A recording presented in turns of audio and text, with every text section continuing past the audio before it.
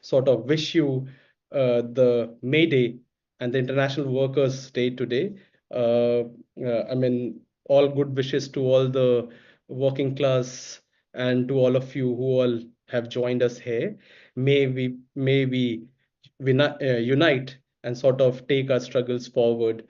So, friends and comrades, as you know that we have been organizing this webinar since last 3 days.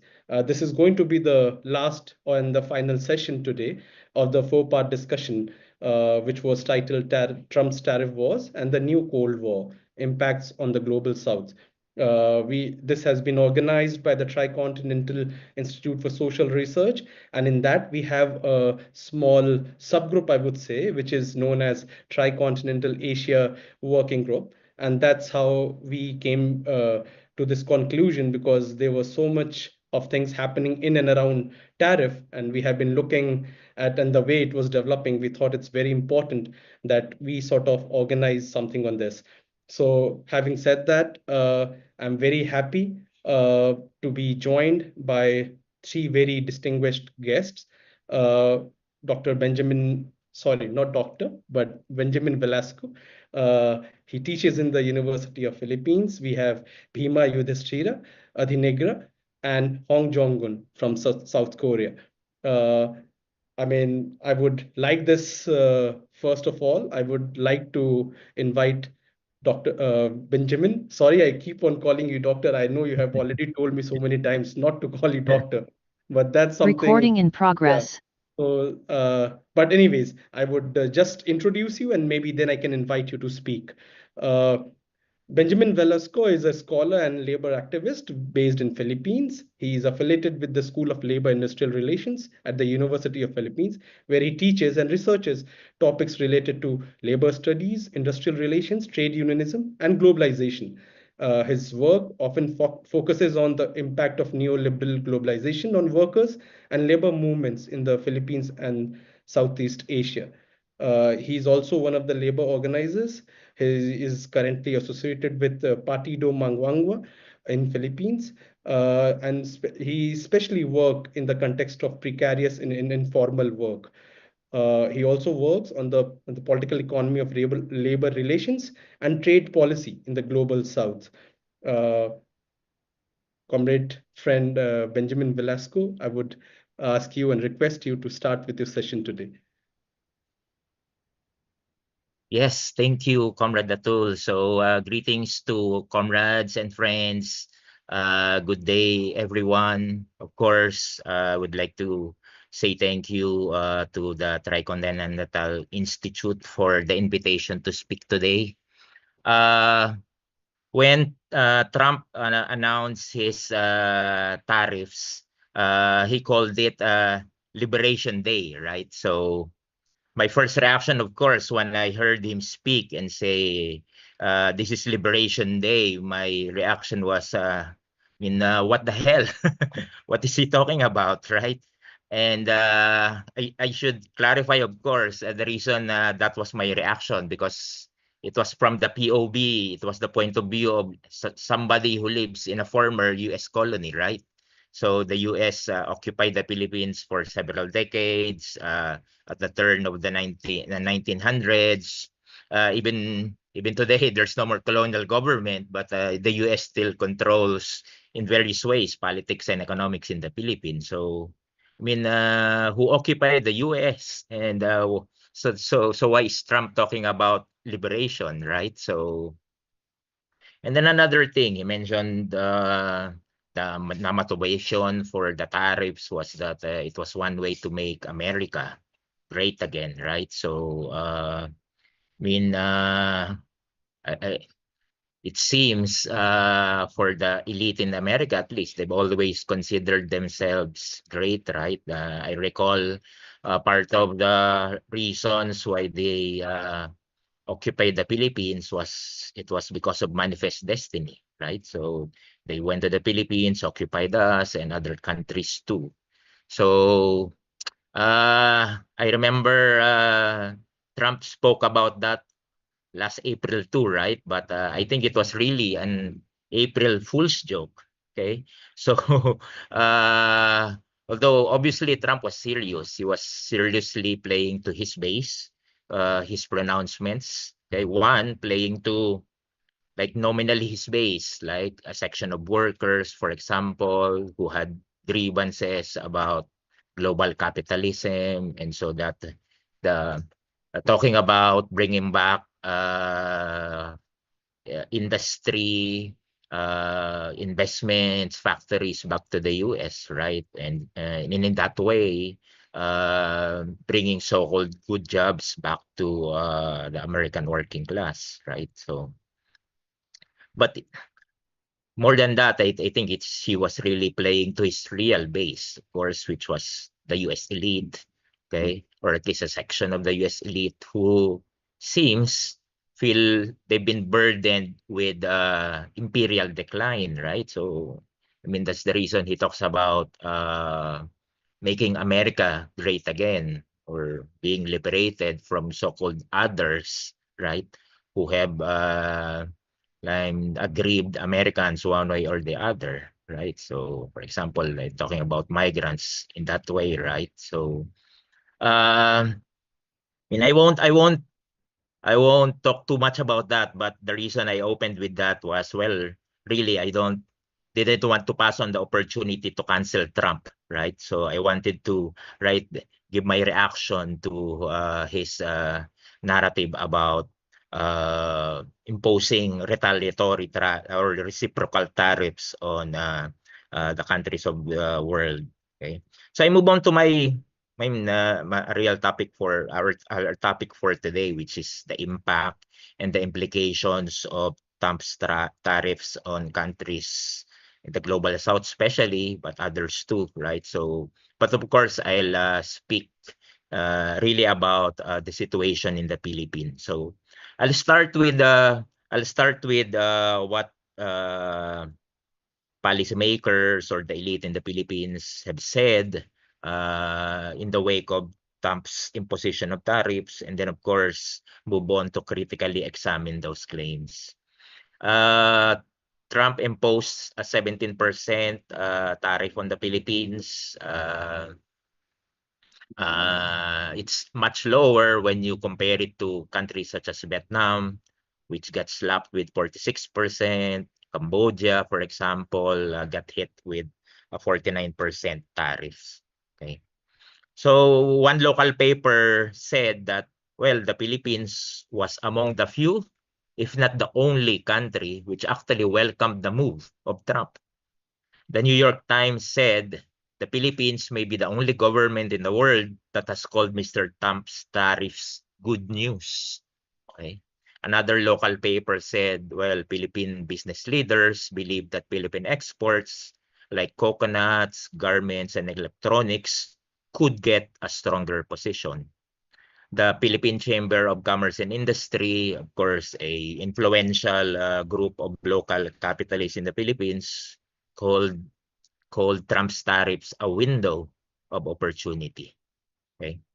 So just to put things into perspective, merchandise exports from the Philippines to the US in 2024 last year reached about 12 billion US dollars, which is about 17% of our total 73 billion US dollars total export revenues.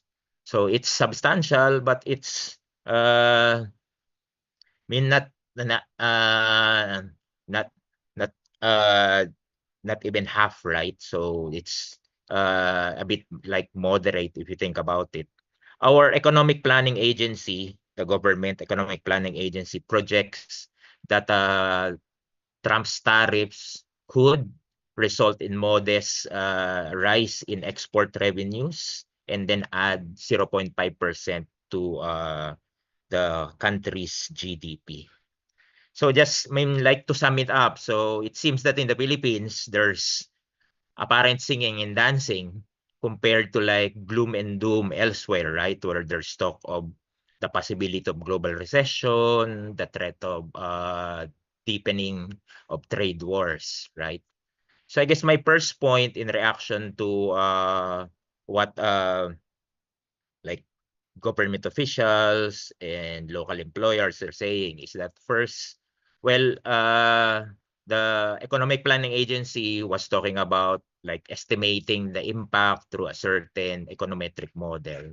Well, first of all, I'd like to say that, of course, it's hard to critique because we don't know what were the assumptions where that estimate was based. I mean, these econometric models always make certain assumptions, and unless we take into consideration those assumptions, it's hard to just take those conclusions or estimates. Right? These models operate really as black boxes, and since we don't know their assumptions.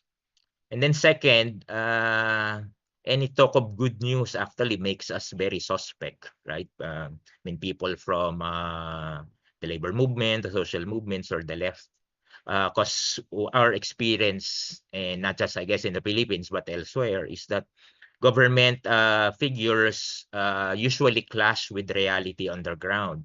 Just to cite, for example, today, okay, inflation in the Philippines is less than 3%, so it's very low.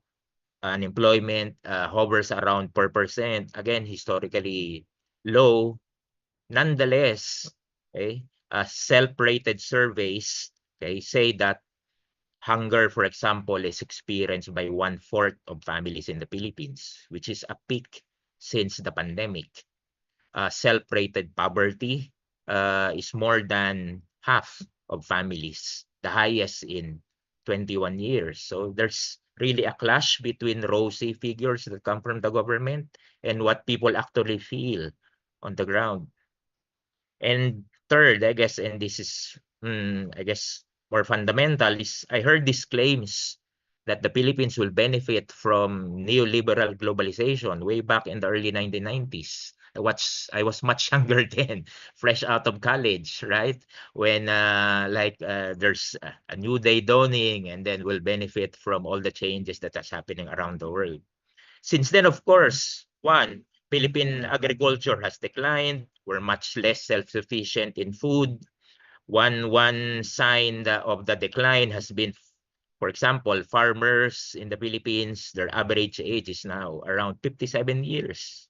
So there's now talk, I mean, there's no new generation or cohort of farmers to replace them because their children apparently do not want to work in farms anymore. We all know work is hard in the farms, and yet income is very low. Okay, they are burdened by intense competition, including from imports from abroad, exploitation by merchants, and then even the impact of climate change, right? So, I mean, it's really difficult being a farmer in the Philippines with very little in government support. And I mean, I should add like this story. You know, the International Rice Research Institute is based in the Philippines, and frequently hear this story. I mean, sometimes you treat it like a joke, right? That we've trained people from other countries, right? So, for example, Vietnam, Thailand, and now they not only became self-sufficient in rice, but now they're exporting to the Philippines. I mean, when it's said here in the Philippines, it's kind of it's said in the context, well, we trained them. Now they're exporting to us. So what has happened, right? But if you think about it, it's really not a question of who trained who, or it's really not a question of the training, but did farmers in the Philippines get as much support?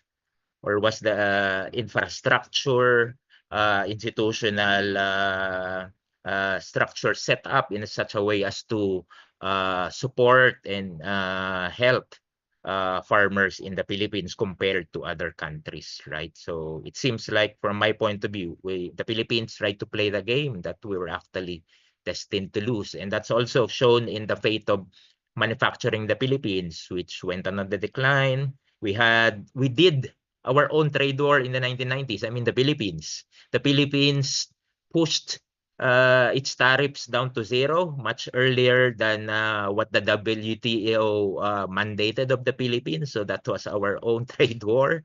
Okay, and the government, the president then said, well, if we're going to end at 0% anyway, well,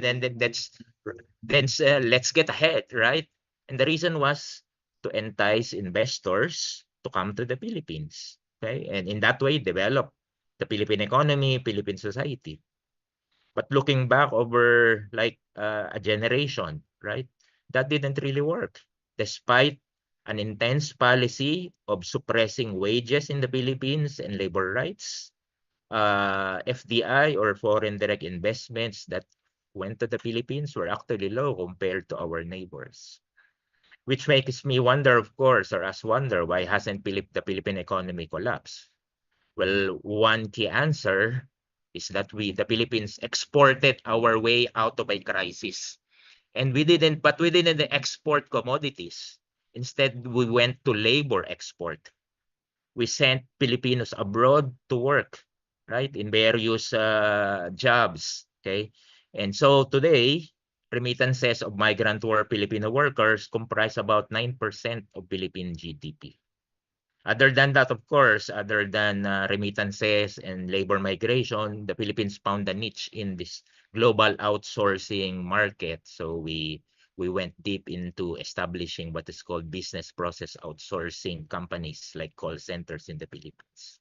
Now, I say all this is because important to be critical about the claims and also to be critical about the prescriptions you hear from government officials in the Philippines. So going back to our economic planning agency, they said we need to double, even triple our efforts to improve the investment environment so investors see the Philippines as a viable destination.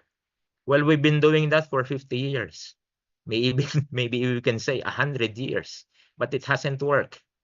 And in fact, the reason the Philippines got slapped with low tariffs of 17% is because we had low trade deficit with the US, which means, of course, that we export to the US, but we import a lot too, which therefore means that the Philippines is actually a weak and dependent economy. And that is, of course, a legacy of colonialism and neo-colonialism. The Philippines we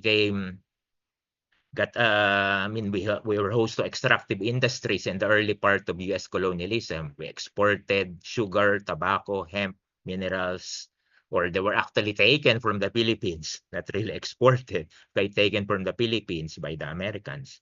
In the 1970s, the Philippines hosted low-value added assembly. That was the start of government-run export zones in the Philippines. In the 2000, of course, as I mentioned, we turned to the services by hosting BPOs that catered to outsource work from the US, later Australia, okay, which basically means that our model of development follows where the wind blows, and that by that I mean what serves the US, right? We haven't forged our own path of development. We didn't engage in an industrial policy. We didn't aggressively support our local agriculture and local industry, which some of our some of our neighbors have developed economically because of serious policy of supporting local industrialization. Now, going back to Trump, I should say that that the Trump's imposition of tariffs had, like, and to use an expression, like, exposed the emperor has no clothes. I mean, it has bared the reality behind what is this so-called rules-based trading regime, right? I think in the eyes of like the working class in the Philippines and elsewhere, I mean, one takeaway from this is that the rules are actually rigged. I mean, the rules can be changed in the middle of the game by the key players like the US, right? Anytime. And it's actually a global scam, this neoliberal trading regime, right? Or to be blunt about it, this is really imperialism, right? Just the latest stage of imperialism. And actually, I can engage like in a thought experiment. What if Trump's tariffs actually led to more investments in the Philippines, like what the Philippine government is hoping for, that some sections of the elite is hoping for? Well, even if that happened, well, workers will not benefit or automatically benefit. First of all, it will be local capitalists, the local elite, which will benefit, right? So workers will have to be conscious actually of their class interests. And in a successful industrial policy may develop Philippine economy, okay, but it will first of all develop local capitalism. It it will not ultimately serve the working class whose real interest lies in socialism. Now, I mean, just to illustrate, go down to from the macro to the micro, just a one real case at the moment. So we have this factory, friends, comrades are organizing it. It's a big, relatively big garment factory. Okay, after years of effort, the union finally won last year. But after a year, I mean, just in the employer was intransigent, didn't want to bargain, and now recently the company said So to the Benjamin, union, you have five yeah, minutes. thank you for the reminder. The employer said to the union, well, we might close temporarily because of Trump's tariffs. So the company is saying there's a crisis coming, there's flux, there's change. So of course the union is not getting fooled, right? By the bosses. They're very critical. They're saying, well, actually, if you think about it, we should benefit. We're being slapped with 17%. So why would our company, okay, shift orders to Vietnam where their sister company is? Okay. So which things I mean just as an aside, right? I remember the big union in the US, United Auto Workers, recently was in the news because I mean one of its leaders said that they support Trump's tariffs, right? So I think the working class should be critical, right, of this. I mean, tariffs. Okay, I don't think it's. I mean, workers should uh, put their uh, is their interest behind supporting or not supporting tariffs, as the case may be, right? So, I mean, I mentioned this. It's just the fact that I mean, whatever happens, capitalists, the elite will always find a way to put the burdens, the sacrifices on the back of workers. So I think I should conclude with just a few points about what I think what is to be done, what should we do, right? Other speakers have already mentioned, and this is important, this is fundamental, of course, regional cooperation between countries, right? So especially among the global south, okay, with a global trading regime as we have today, it doesn't really serve the interests of the global south and former colonial countries, right? Countries really do need to trade, but we need to trade with countries who will respect our sovereignty, will not exploit us, right? Okay. So I mean, I won't speak further because others have eloquently explained this point, right? I think I'll just stress this other point, which I think should be done in, I mean, to complement together with that, which is international solidarity between labor movements, working class movements, and social movements just in general. Okay. I mean, just to put things again in micro, like in terms of story, we recently hosted American trade unionists. They went to the Philippines. They went to communities here, working class communities. Met unions in several factories, including the dispute I was mentioning a while ago. Okay, and I mean, we ended up with like a pledge, like a commitment that to reforge links between unions in America and in the Philippines, and to I mean reforge, I mean away from the history of Cold War cooperation between unions in America and in Philippines. I remember my school, the School of Labor and Industrial Relations. It was founded in the 1950s, and it was actually funded by what was USAID today. Forgot what was its name before.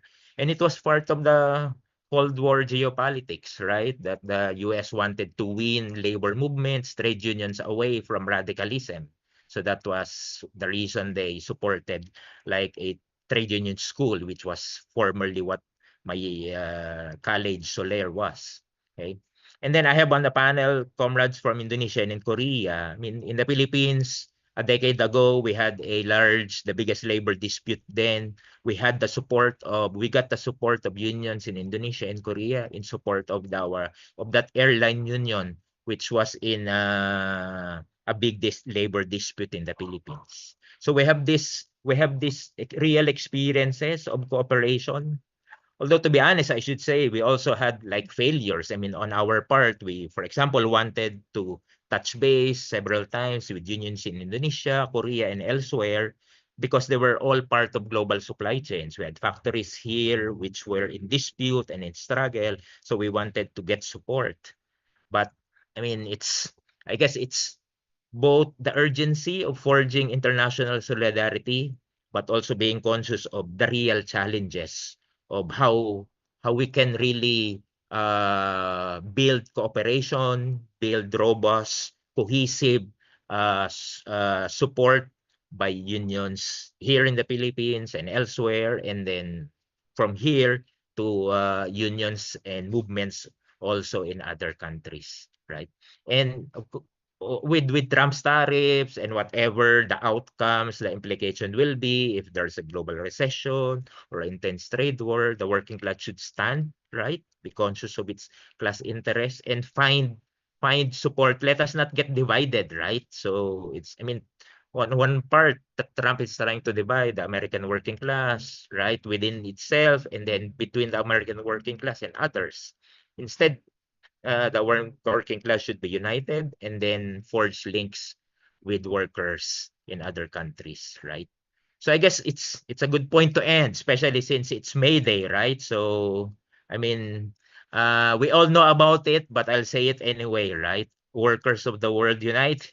We have nothing to lose but our chains. So I'll end with that. And again, thank you for the opportunity to speak. Thank you so much, Benjamin, for that sharp and grounded analysis. Your remarks help us understand, I would say, is how tariff wars and this free trade rhetoric have real and material consequences, particularly for workers and small producers, and I would say people or workers who are part of the informal economy, and especially in countries like Philippines and other Southeast Asian countries. As you have pointed out, the Philippine state has often aligned with, I would say, US-led trade frameworks, even when these harm their own domestic industries. These alignment stems from long-standing dependence on foreign investment, of course, and remittances, which you were talking about, and a political elite that sees tariff liberalization as a path to remain in the good graces of course, with the Western powers, especially US. Having said that, now I would like to invite Hong Jong-un from the International Strategy Center in South Korea. And I mean, she is the General Secretary of International Strategy Center. ISC is an organization to build bridges among movements in the world. She's also the chair of the International Solidarity Committee of Justice Party, and Justice Party is a progressive left political force in South Korea. Uh, Before I invite her to start speaking, I would request all our guests here, please feel free to, I mean, to send your questions on the chat box here. People who are watching us on Facebook and YouTube, please feel free to pose your questions in the comments section, and we'll take it to the speakers here. So, Comrade Hong Jong-un, please, the space is yours now. Thank you for the introduction, and also thank you for inviting me to this webinar to share the situation in Korea and share the thoughts and discuss. As Atul said, my name is Hwang Jung-eun. I'm the General Secretary of the ISC. The ISC is an organization that opposes capitalism and imperialism. So based on social movement in Korea, we are discovering, promoting, and supporting domestic and international struggles and alternative cases. So our main activity includes translation and publication, education and international forums, and exchange and solidarity project. Today I'm going to talk about the situation regarding the tariff war started by Trump in Korean Peninsula, and then how the Korean government is responding to it, and then lastly, I'm going to talk about what we should do. So since taking office, Trump action have been relentless. He has even revealed ambitions to expand territory, as if returning to the era of imperialism. So these days, Trump's main weapon is tariff. The Trump administration announced that it would impose reciprocal tariffs on nearly 60 countries, regardless of whether they were allies or adversaries, and that the tariff would take effect on April 9th if it went as planned. So in the case of South Korea, Trump stated that it would impose a 25% tariff on all products. So these policies are attempt to reduce the role of U.S. as a global police force because U.S. hegemony is in crisis. However, there is no change in the fact that the U.S. seeks complete hegemony in specific area that it can firmly control. In other words, Trump's imperialism can be seen as a shift from a strategy of pursuing a single global hegemonic state to a strategy of restructuring hegemony by pursuing the status of the top hegemonic state in the core regions of the globe. So Trump does not follow conventional diplomatic and political norms, instead employing unconventional and aggressive strategies. So the so-called madman theory is a strategy that involves intentionally acting irrationally to make the opponent unable to predict one's actions, thereby creating fear and gaining an advantage in negotiations. This bears similarity to Trump's unique business negotiation tactics. So he repeatedly alternates between extreme threats and conciliatory gestures to confuse his opponents, then uses unpredictable actions to make them fear the worst case scenario, ultimately pressuring them into direct dialogue and negotiation with the US. So traditionally, the US has pursued multilateral policy that emphasizes free trade and alliances. This is a good example of the FTA signed between South Korea and US in 2011, despite strong opposition from people. So the Korea-US FTA contains numerous provisions known as bad clause. Despite being a bilateral agreement, many of these provisions are unfair and disadvantageous to South Korea, and some even infringe upon the sovereignty for economic gain. However, in the current tariff war, such agreements are being ignored. So the Trump administration said that Korea imposed about 50% of the tariff on US product, which is very absurd based on this FTA agreement. So this is because Trump's America First policy does not require alliances. So the era has shifted to one where U.S. interests take precedence over alliances. So therefore, the focus is on reducing unnecessary economic and military burdens on the U.S. So this includes openly pressuring NATO member countries to increase defense spending and demanding higher costs for the stationing of the U.S. troops in South Korea and Japan. So on April 9th, the Trump suggested that the issue of reducing U.S. troops stationed in South Korea and other overseas bases could be linked to defense cost sharing, indicating his intention to discuss the issue as a part of trade negotiations. However, South Korea and the US had already finalized negotiation on the 12th Special Measure Agreement on Defense Cost Sharing before Trump took office. So the special agreement is typically renewed every 5 years, and the last agreement reached this will apply from 2026 to 2030s. So according to this agreement, South Korea's defense cost sharing contribution for US troops stationed in Korea will increase by 8.3% compared to previous year, and it's about $1.1 billion. However, the agreement also involves using tariffs as leverage to negotiate for a higher defense cost sharing contribution. And that negotiation will be done by the next government after the presidential election here. So then how the South Korean government responded so far?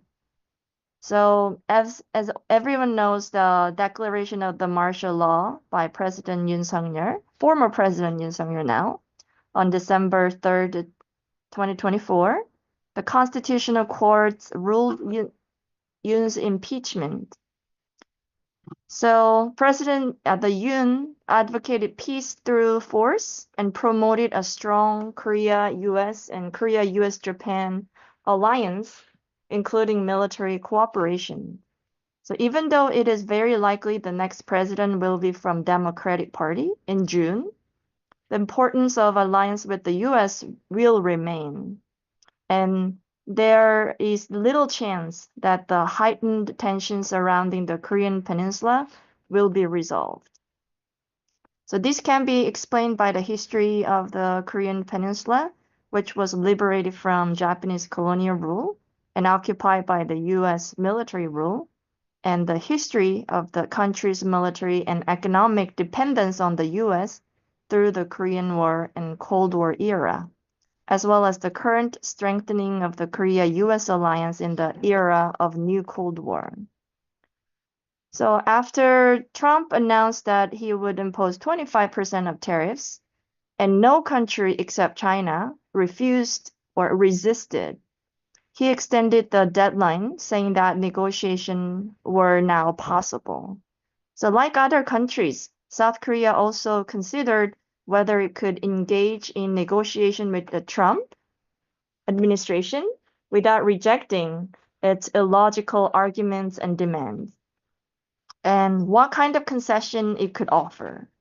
So additionally, Korea has an export-driven economy where exports account for approximately 40% of GDP, making it highly vulnerable to the impacts of this Trump tariff war. So on April 24th, after the US president announced the high tariffs on major trading partner, including Korea, the first high-level meeting between South Korea and the US was held.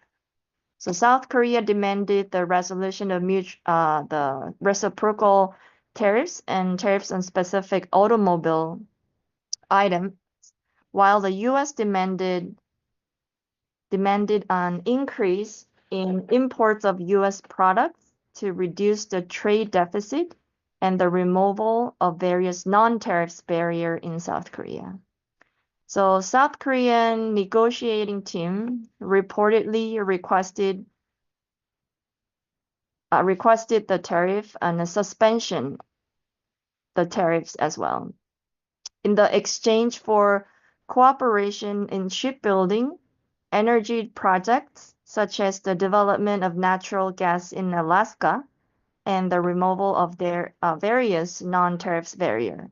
So basically, the Korean government position is to give what the US wants to get the benefit for the big company, the big corporations such as the automobile company or or semiconductor company like Hyundai or Samsung. So that's the basic attitude to this tariffs war. Then lastly, I'm going to talk about what we need to do. So the new Cold War is we think it's a camp logic created to maintain US hegemony. So the US is creating external enemy to maintain their hegemony. So since becoming the world's dominant power after World War II, the US has never stopped building or imposing alliance, and it also little changed by Trump administration. It seems they push all the policy, not only economic policy, or also the imperialist policy. So immediately following the war, the US has propped up right-wing anti-communist government across the world, not just providing weapons and money, but also occupying them, such as in South Korea. So this post-war order enabled the US rule-based regime that allow the US to take unilateral actions with little consequences, such as the Plaza Accord, forcing the appreciation of Japanese yen and triggering its lost decades. So despite the Cold War finishes with the collapse of the Soviet Union and normalizing relations with China, the US has still maintained NATO and its 900 military bases around the world. So we are witnessing that this rule-based order here, the US-led rule-based order, has persisted by US regardless of whether the Democratic Party or Republican Party is in power. And I think continues to do so under Trump administration. So I think we need to build a solidarity to resist this US hegemony. So the US designate countries as threats to a global order based on its supremacy. So it does justify expanding NATO and militarizing allies in Northeast Asia. So it escalates the risk of war day by day, especially surrounding the Korean Peninsula. So therefore, the role of movements, activists, intellectuals, and governments that want to create peace is more important than ever, and activities to create solidarity among them are important. So the International Strategy Center is fighting against the discourse of the mainstream Western media, since Trump tariffs war is not economic policy, but it is an imperialist policy. It is very important to let people know about this, since all the news talks about how the economy get affected, but there's no news that talks about it's an imperialist policy by the US. So the Korean Peninsula, which has become the front line of the new Cold War, already has world's largest overseas US military base, and the US strategic assets are frequently deployed, and lots of joint military exercises are held, making war possible at any time. So the militarization of the Korean Peninsula is said to be for the purpose of securing security from North Korea, but in fact, I think it should be seen as an outpost for the US to maintain its hegemony. So since the Korean Peninsula plays an important role in maintaining the US military hegemony, I think building peace on Korean Peninsula is very important agenda in the fight against the US militarism and also imperialism. So ultimately, we must not pursue we need to pursue that will lead we need to pursue the things that will lead to a denuclearization of the Korean Peninsula, and also even further, the transformation of armistice agreement into a peace agreement. And then we need to dismantle the regional military alliances, such as the military alliance and intelligence alliance led by the US and the mini NATO in Asia as well. So finally, the the Asia Pacific Economic Cooperation Leaders Conference will be held in Korea this November. It's called APEC. So when the APEC conference was held in 2007, about 100 anti-capitalist and anti-imperialist activists from overseas joined the No APEC, No War, and No Bush movement to discuss APEC and US military hegemony. So every year when the APEC summit is held, there is a struggle against the conference for the US interests and capital. I think this year, because of this tariff war, when the tariff war goes on until October or November, that is a good chance for us to struggle against the U.S. imperialism. And if the tariffs war finished, and then the impact of that tariff war will be shown in different countries. So it's also a good time to resist against the US hegemony. So in November this year, the International Strategy Center will organize to create international solidarity activity around the APEC conference. So that we will oppose US militarism and imperialism and build peace. So I hope many of you can join the fight this November. So thank you. Thank you so much. I think your presentation was very insightful and sharp. It has, I would say, very sharp analysis. You help us clearly to see how tariff war is not just about trade, but it's deeply tied to the larger imperialist architecture of the US global order. A 25% blanket tariff on all South Korean exports is a serious blow to an economy where exports make up nearly 40% of the GDP, as you were mentioning. These tariffs, of course, disrupt entire industries, squeeze workers and small producers, and generate fear and instability in a society already facing immense precarity, I would say. But as you rightly pointed out, this economic aggression is paired with military coercion. The US, as you said, is forcing South Korea to increase its NATO expenditure and do defense deals. I think that these resources could otherwise be directed towards social protection, jobs, and care. Anyways, I think that was very insightful. And I mean, after you, I think we will like to shift to Indonesia, which is, I would say, is another very vital terrain in the global south at the moment. And not only in the moment, it has been.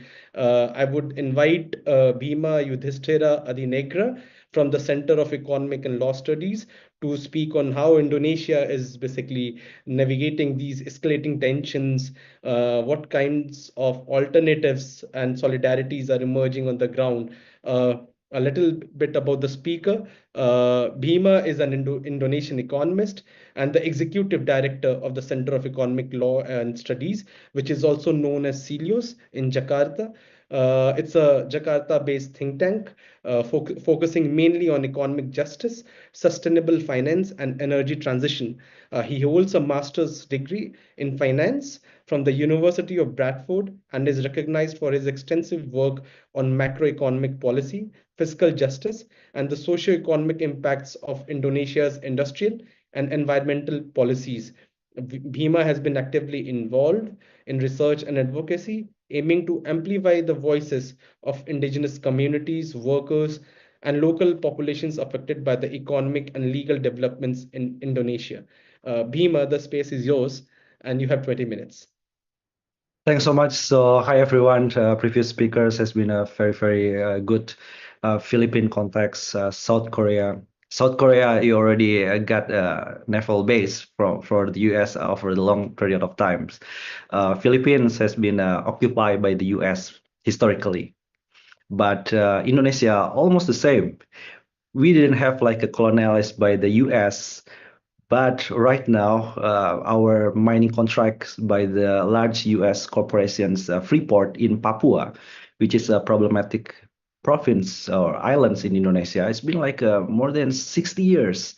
So, U.S. presence in Indonesia is a very big presence, but also in the last 10 years, infrastructure project, high-speed railways, critical minerals, even we just worried that the critical minerals will be expanding to Philippines islands because Indonesia critical minerals nickel is not enough, and there's a China presence in Indonesia over the last 10 years. So between US and China, if they fight each others, I think the impact will be full blown to the Indonesia economy. But I just want to say like this: this is like beyond the economic. It's more like a political ideologies that shapes maybe the next 5 to 10 years from now. So the second uh, trade wars that happen right now, what we see is the first ones in Indonesia, for instance, the governments turn to more liberals. So they negotiate with the Donald Trump and say that what the US wants, because we already give a lot of service to the US company over the times. So during the New Order eras, where there is dictators of the Suharto, many of the Indonesia cheap labor oppressed by the regimes in Indonesia. So more than 60% of our textiles, garments, clothing, apparel, shoes, is goes to the US market. So the US consumers, the US governments and business already enjoy cheap labors from Indonesia. Right now, move to Vietnam, Cambodia, even move to the others Southeast Asian countries. But during that kind of the repressions of the labors, we see that Indonesia already give a lot of the natural resources, a lot of the cheap labors for the consumers, for the developments in the US. But we also see that Indonesian government didn't pick that kind of the negotiations.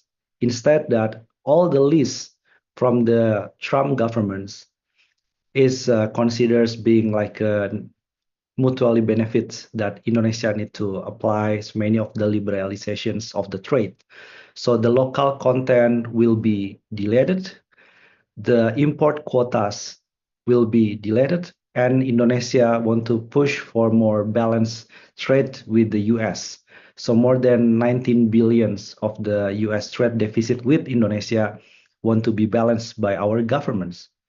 And as the economic and trade policy become more liberals, I think on the other side, like what happened in our colleague in the European countries, even in the US, the political spectrums right now and many of the domestic policies is turned to the right-wing situations.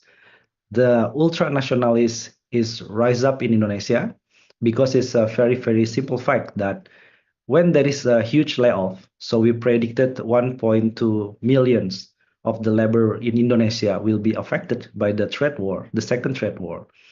And what is the choice?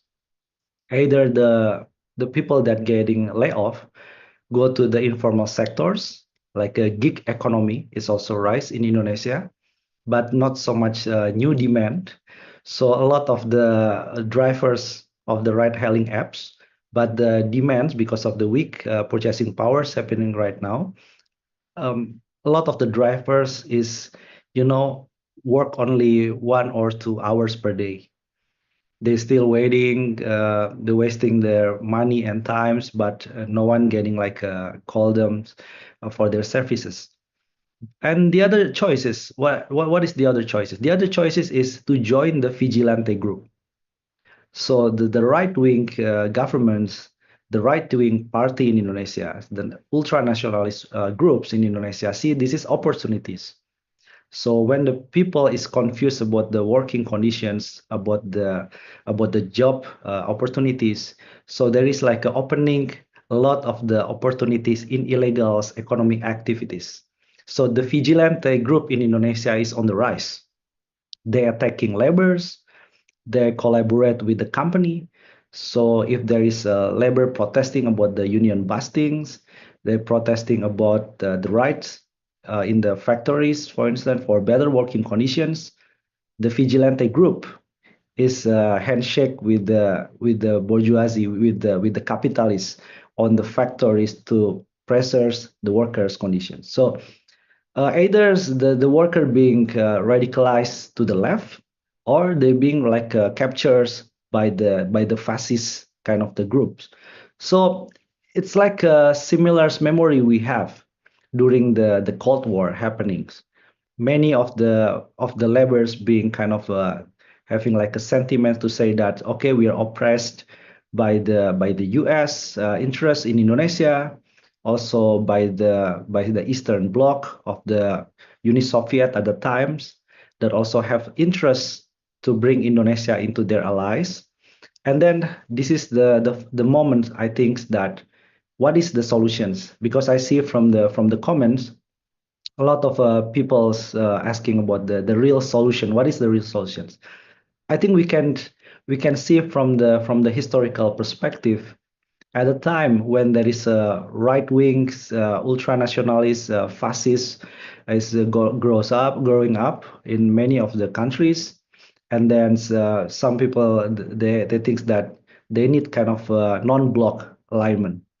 So therefore, the Bandung Conference 1955, I think we miss that kind of non-block alignment between the South-South country that want to cooperate, want to set up their collaborations, not only government to governments, but also people to peoples, labor to laborers. They have a solidarity. So that's the international solidarity that we kind of miss.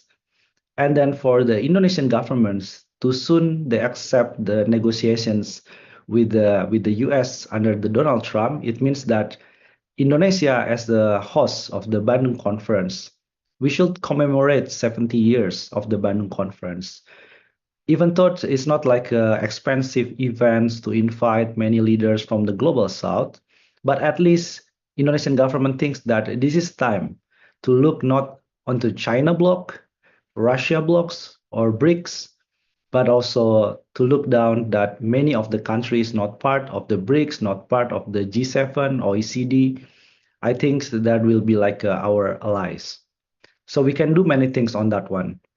And I just want to say that if this is the right moments to start again what the Bandung conference missions and the Indonesian governments miss that, I think all the fellow here, all the comrade here can push their own governments to kind of recall this kind of the Bandung conference spirit, either in Latin America, in Africa, in many part of the Asia. I think we need to recall again our governments, but also ourselves. So some of our colleagues here in Indonesia want to host maybe the end of this year's about the people to peoples, like a people summit about the Bandung Conference, South-South cooperations, how we can technically and also strategically push more collaborations and not distracted by the US versus China or what happens in the US about the trade wars and other policy that damaging the South-South cooperations, and many developing countries suffer from economic crisis. I think that's Atul. I just want to finish it. Hopefully, my point is clear enough. Thank you. Thank you so much, Bhima. I think what you said was really powerful, and it certainly has a clear-eyed analysis, I would say. Your remarks clearly remind us that Indonesia finds itself at a very critical juncture, I would say. On the one hand, it faces sort of a growing trade deficit, as you already mentioned, with the United States, of course, fueled by asymmetries in tariff regimes and ongoing constraints placed on the value-added exports.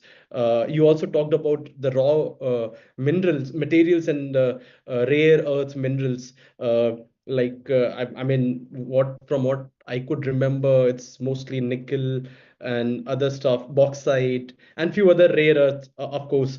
I mean, it clearly shows that all these minerals are the key target of US trade and investment strategies. And it isn't about partnership for sure. It's about control. The US is moving to secure access to these resources under the guise of whatever transition they want to call, and while using tariffs and investment treaties to block any attempt of Indonesia at downstream processing and local industrialization. This is clearly a continuation of imperialist planning, where the US seeks to maintain command over the global supply chains of the future.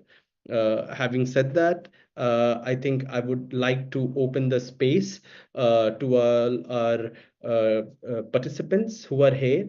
I know there were a few questions already. I mean, people did ask. I think it has not been marked to anyone, so I'll open this to any one of you to take questions. I also sort of ask my friends and comrades here who are present in the attendees. If you want, you can also directly, we have time, you can directly point out questions to any one of the speaker or the presenter who are speaking. Please feel free. But anyways, the first question is from George. He says the status quo was already disastrous without democratic movements to establish food sovereignty. He's talking with regard to food sovereignty and labor sovereignty and environmental sovereignty, along with the international peace. We are still stuck with the status quo. I don't know if that's a question, but if you want to comment. Uh, okay, then there is a direct question, I think, from Avilash. As opposed to current neoliberal imperialist globalization trade regime, what would a progressive regional cooperational trade regime that fosters national sovereignty and food security look like? What commodities or services could be traded under this aspirational regime? I would like any one of you who would want to answer to this question. Please feel free. I think I'll open to all three of you actually. Benjamin, do you want to go first with regard to this question from Avilash? Yeah, sure. Maybe I could say, I mean, a few points, not exhaustive, then I'm sure Bima and Jong-un can then pitch in. I can speak a bit more later. Well, one, I think trade between different countries on a different level, right? Not on the basis of competition, but cooperation, of course, is one level. Listening to Jong-un, I remembered, well, cooperation around peace is actually another important plank, right? Especially here in Asia. So there are actually several ways by which countries and movements can collaborate and work on. But again, going back to trade, for example, I mean, direct exchange is one way to do it, right? Not going through the normal international trading regime based on trading around the US dollar, right? As basically like the universal money, direct exchange, right? I mean, offhand, I could say, for example, in the case of the Philippines, we have agricultural products, maybe Cuba needs it, then Cuba can send doctors, right? And the question, of course, well, how can you know that it's a fair exchange? Well, one is we have the labor theory value, right? At the end of it, really, labor or labor time to be exact is a measure of value, right? So you could go through that route, or simply as negotiations between friendly countries on the basis of what they both value as necessary or what they need, right? So you, instead of direct exchange, you can still exchange on the basis of some other currency, right? But not the US dollar, because of course the US controls the US dollar, and it's one way by which the US dominates the globe, right, through the dominance of the US dollar as effectively the currency used for international exchange, right? So I mean, I think I can say a bit more, but I'll let Jong Un and Bima pitch into. Jongwon, do you want? Yeah. I think I remember, I think it was 2010 or around that time, the International Strategy Center was studying about like the Latin American cases. So at the time there were very, progressive enough alternatives are happening, but especially in Venezuela and other country where the left and progressive government took power. So I think trade based on solidarity. I think that's one of the motto that the ALBA had at the time. So we could actually see how Cuba and Venezuela trade each other, sending doctors and sending oil at cheap prices. So I think that is a kind of like a concrete example that we saw in the past, and I think it's still in the um, way to materialize that value, like trade based on solidarity, not competition. So I think that is things that I can kind of imagine. And also when we talk about reunification between South and North Korea, we talk about there are plenty minerals in North Korea, but they don't have enough food because most of the territory is like mountainous territory. But in the south, we have a lot of rice field, and we can produce food a lot. So when two Koreas unified, we can get plenty minerals from the north, and we can send food from south. I think that is also gives an example that how the trade should be, or how to what the world would look like uh, to have the trade based on, like Benjamin said, needs, not like for profit. So I think that's kind of the picture that I can draw about the trade regime.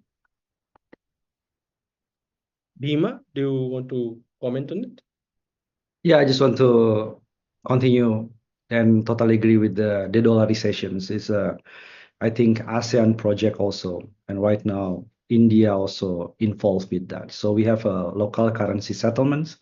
It means that if we deal with the Malaysia, so we use rupiah and ringgit, and then deal with the Philippines, rupiah and peso, without exchange first to the US dollars.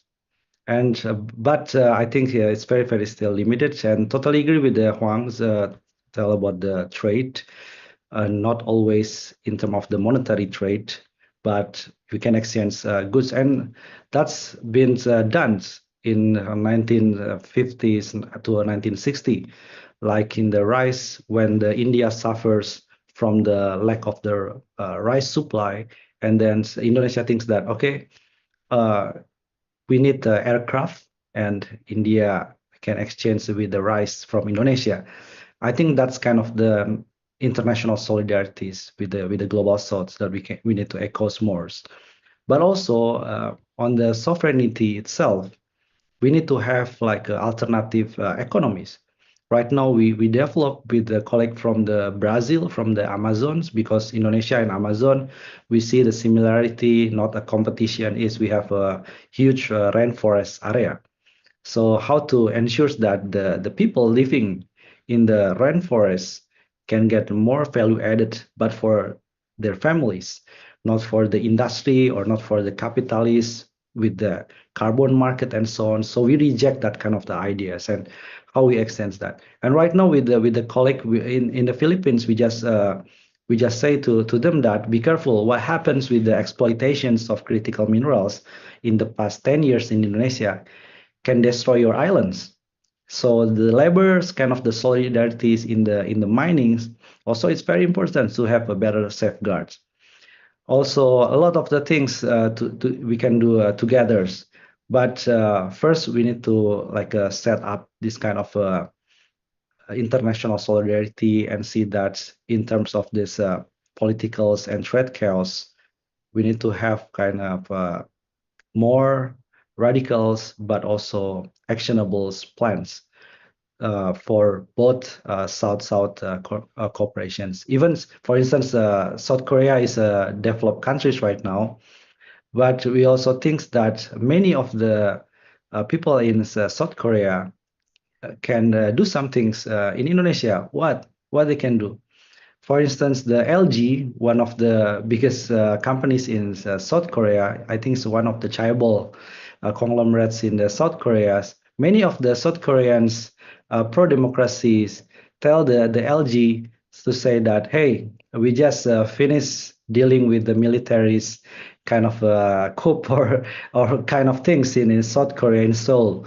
And then we just worry that if Indonesian government turn more militaries in economy, militaries in the food estate programs, we just worry that this is can happening like South Korea scenarios against with the militaries kind of decree and so on. So I think that kind of resonance. So not only economics but also in politics, in democracy, we can make any kind of international solidarity and calls for that. Thank you. Amazing. I mean, I Yeah, know when one I of our. Sorry, Benjamin, you want to say something? no, I got inspired by what Bima mentioned. Well, one, yeah, I mean they're mining nickel in the Philippines, so definitely that's a good reminder from Bima about all the dangers that come with that kind of extraction, right? So, and then also Bima mentioned cooperation among Southeast Asian countries, right? So I looked at the comments, and we actually already have in Southeast Asia the Association of Southeast Asian Nations. But as mentioned by George, so this is the status quo. Susanta said this is government to government. So that's definitely what ASEAN is. So right, so you have these different governments in Southeast Asia basically patting each other at the back, right? And so while you have human rights violations all around, I mean, everybody is just very being diplomatic at each other. I guess it's because everybody is guilty anyway, so nobody wants to speak the truth, right? Nobody wants to speak to truth to power because they'll basically be arraigning themselves, right? But I got involved with a group called we call it the Alternative Development Program, led by my friend and colleague Ed Tadem in the Philippines. And so their call actually is alternative regionalism. So we still need regionalism, right? But alternative means, well, instead of state to state, let's try people to people. So I have groups in the Philippines, groups in Indonesia, groups in Malaysia, groups in Timor-Leste, forging links, and then trying to find ways by which to help each other in struggles, advocacies, and also like material, right? Like social solidarity economy, how they can trade with each other, right? Skills that one organization have, helping with another organization, right? So, and then Jong-un mentioned the Latin American experience, which got me to thinking, right? The alternative banks, right? Or the alternative development banks, right? So, which I guess is one of the experiments in Latin America, which I guess really we already have like those certain institutions, right? We have the UN, we have in the Asia ADB or the World Bank supposedly, but it's really isn't working, right? Because they were established and controlled basically by the imperialist countries. We just need to reimagine these institutions, right? And how they can now really help the global south and the working class in everywhere, right? So yeah, so I mean, hopefully that's, I mean, food for thought, right? We can start with that. No, absolutely. I think Also, as you all were mentioning, I was just looking at the participant list. We all have one of our very dear friends and senior comrade from Venezuela here listening to us. I mean, we might organize something on what Alba was doing. When you were mentioning, I think that's very important in terms of trade. Comrade Carlos Ron is here. He's listening to us. I think maybe after this, I mean, we can, I mean, and especially with what you guys are talking, I think this is very important in terms of taking or learning from the experiences which we have already seen in Latin America. I mean, whatever, I mean, we all know the pressures even they face and they are still facing. I mean, it's hard, but I think those will be important points.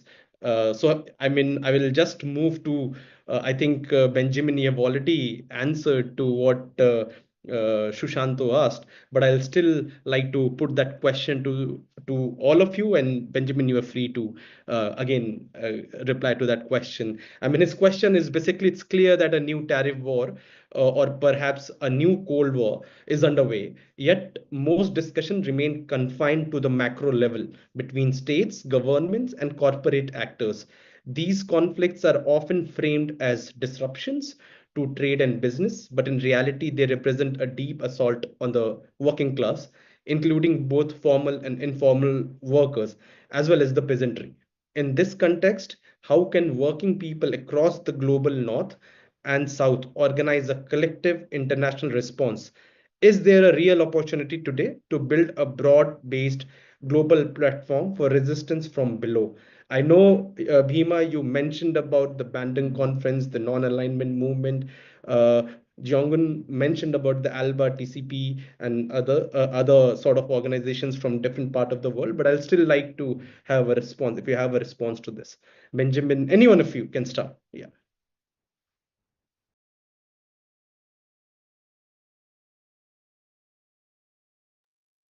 Bhima, do you want to go ahead first? Or Jongan, do you want to go ahead first?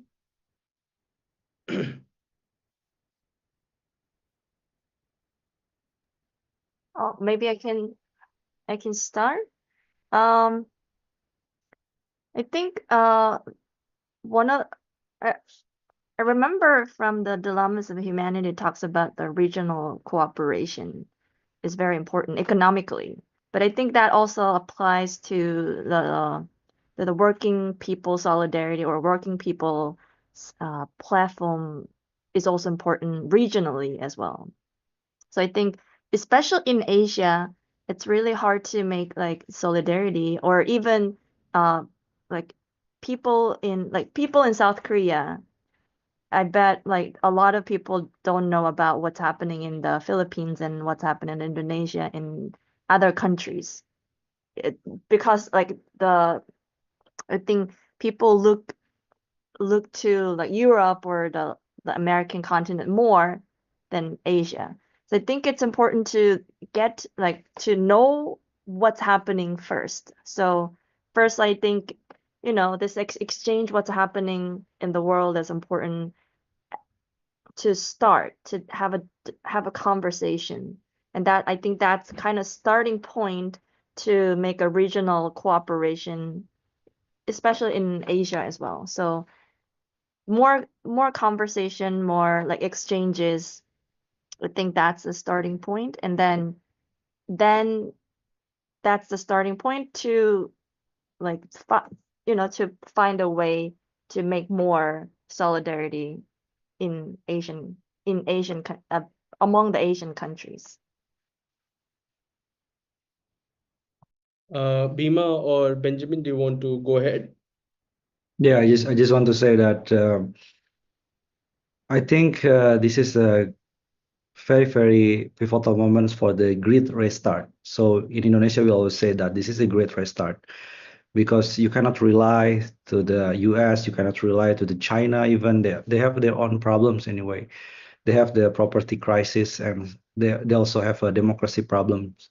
So we need to find out the alternatives within the Southeast Asians community, but also from the others, global South and even global North. So what we need is how to learn the alternative economic agendas in the communities. Some peoples in Brazil, they call it the socio-biodiversity economies. The other ones, I think, from the global north, in Denmark, in many places, even in Spain, they have a very, very good experience with the cooperatives. So instead of the relying on the governments, relying on the social assistance, I think how the workers itself can move to more progressive co-op kind of movements and link with the others regions. The other one, I think, we need like a platforms, like Huang said about the global south kind of the informations about what happens in Malaysia, what happens in the Philippines, what happened in Indonesia, even in the region of Asia, Latin Americas, South Asia. I think that's a very, very, very important exchange because we want to know what kind of the ideas that develops in India, in Sri Lanka, in Bangladesh, what happened with the workers there. So we're not getting distracted with the Trump kind of a speech or executive orders because it so distracts our concentration to build our own agenda internationally. I think that's a very important point that I want to make. Benjamin? Yeah, to add to what Bima and Jong-un mentioned, definitely we're not going to start from zero, right? So there are dozens and dozens of initiatives. Jong-un mentioned the Dilemmas on Humanity, the International People's Assembly, right? So there are similar projects, initiatives like that to build links and cooperation, networking among social movements, right? And progressive governments or progressive parties, right? I do know in Latin America, just because of their history and identity, social movements were closely networking, okay, for decades. And then when those social movements were able to capture the governments, at least, if not state power, even if not yet state power, right, national governments, they were able to scale up, right, and leverage the power of the national governments so that they were able to build a stronger cooperation on the basis of what they've been able to achieve by by capturing national governments through elections, right? So in Asia, definitely, or as I could speak more of Southeast Asia. So what is happening is that there's cooperation among groups, right? Because here, no progressive group has been able to like win an election and capture the national government, for example, maybe even on local, regional, or provincial level. So that's, I guess, like the stark difference with respect with comparing to Latin America.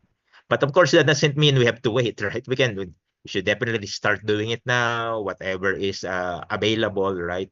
We can do it, one, as mentioned earlier, at the level of knowledge, right? Exchanging experiences. Second, on the level of practice, right? Really actually doing things together.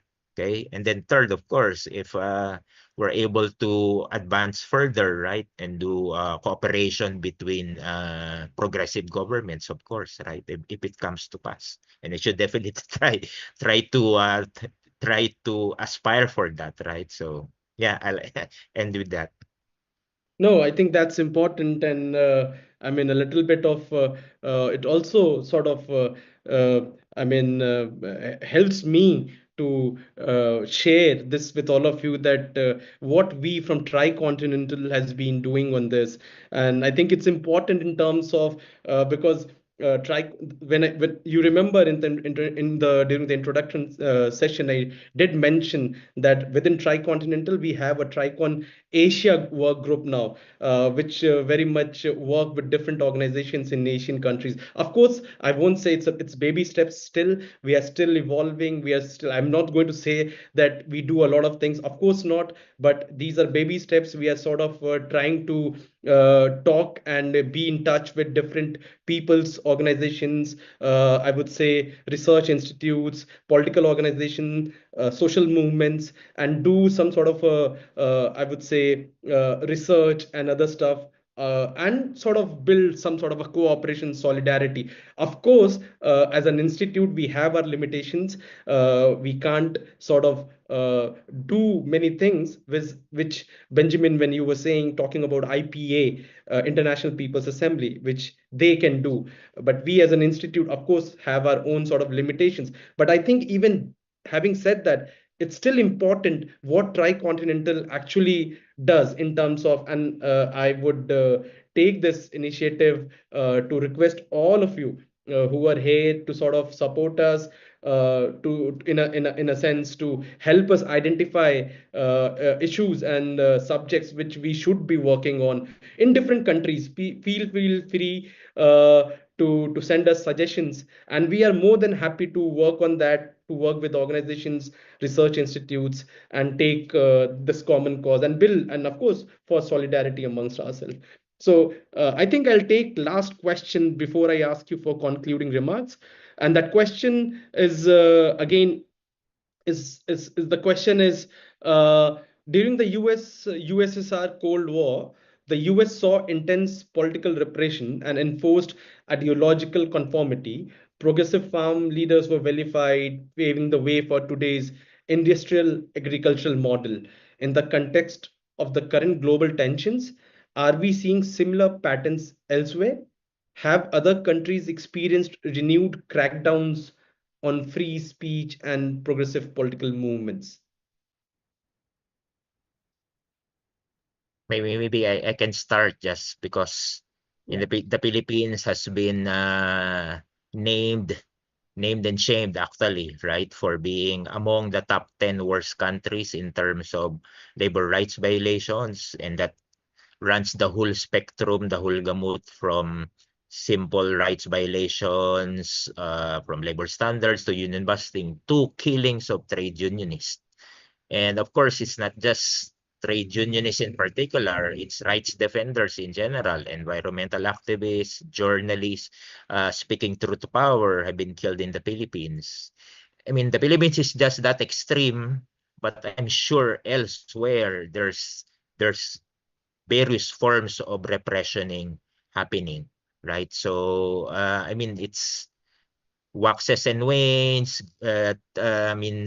transforms from one form to the other, but I mean, repression by the state and the elite of progressive movements has, I mean, always been there, and we just really need to confront and overcome that, right? So, yeah, just from speaking from what's happening in the Philippines.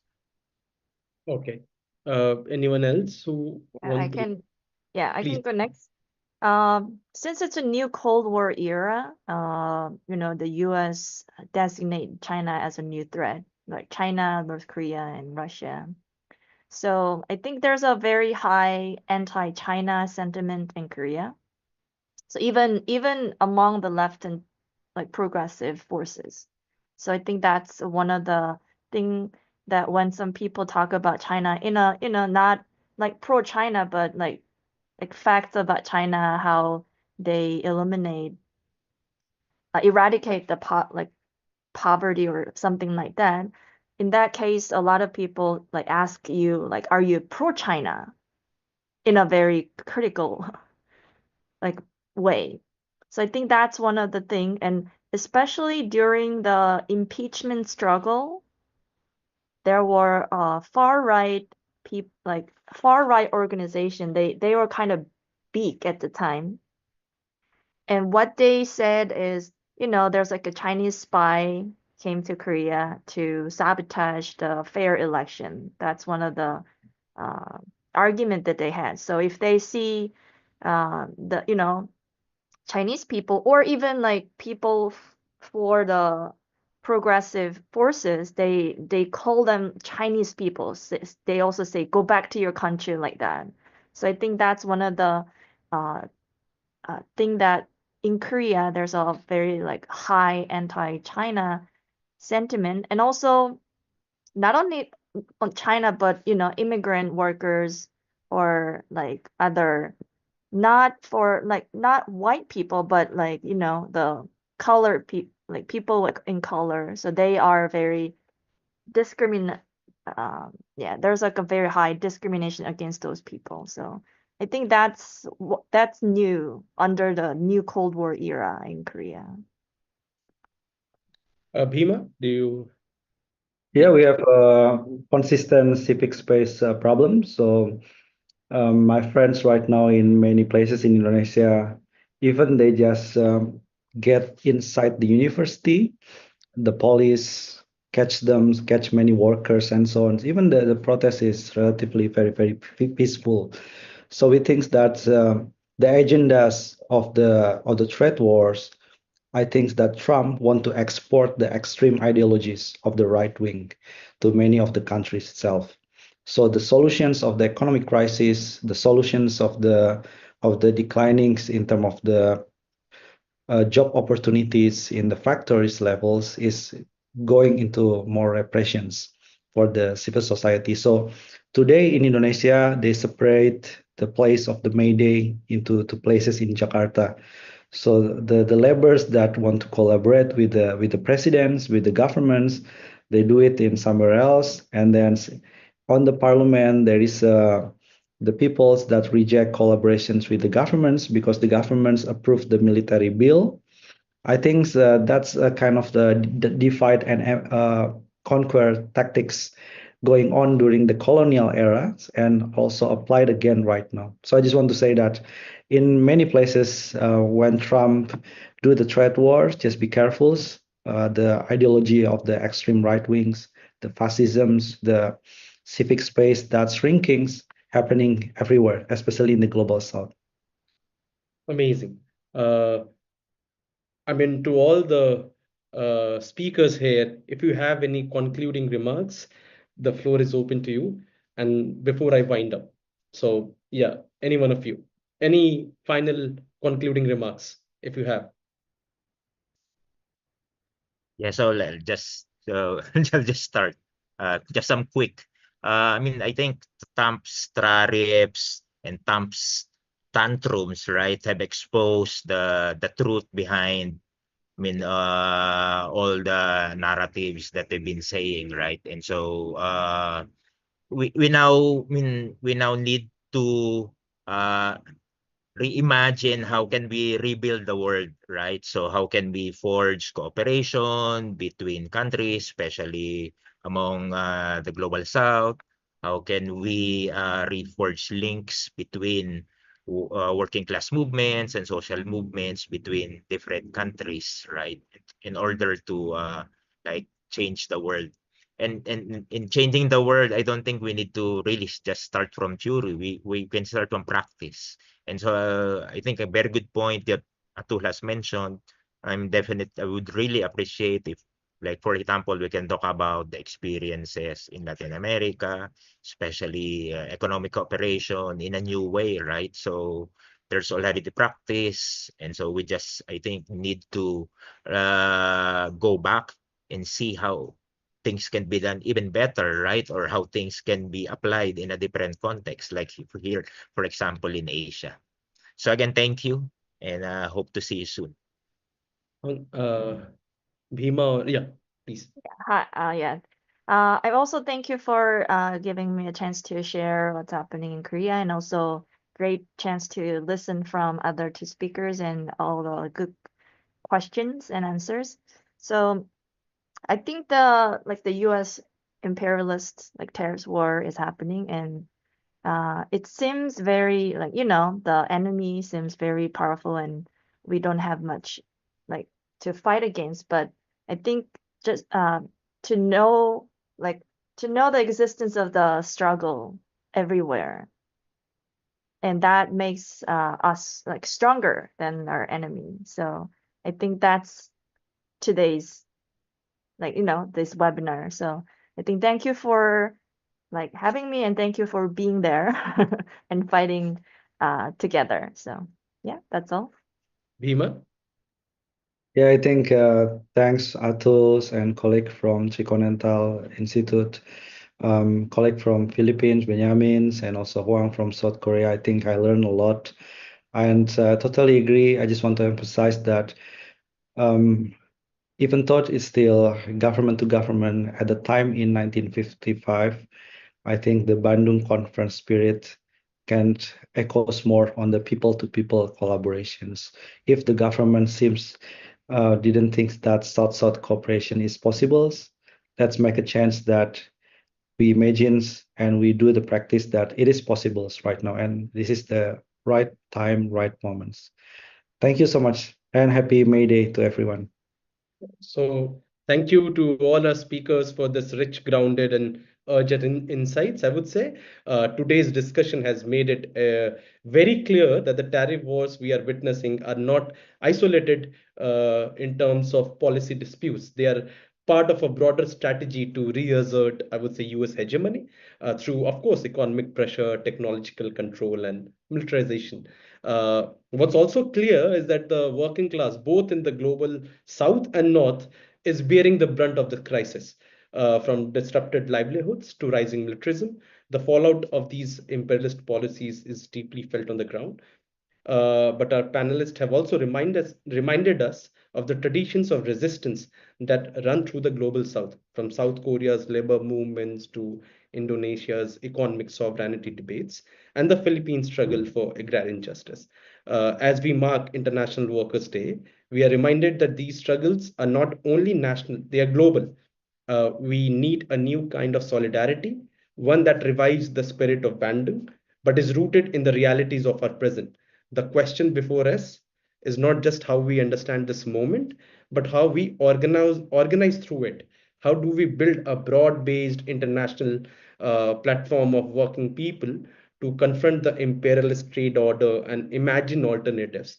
Let's carry this conversation forward, not just in webinars, of course, but in movements, campaigns, and of course, our solidarities within people-to-people solidarities, collaborations, research collaborations. So thank you all once again. Solidarity to each one of you. Thank you to our participants who are listening to us so patiently and asked very good questions.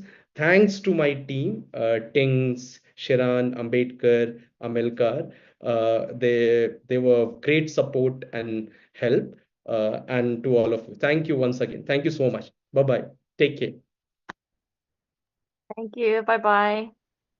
Yeah.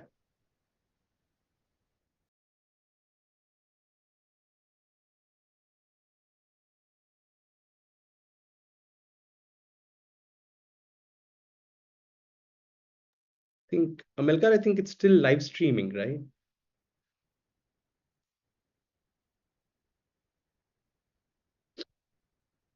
Oh, sure.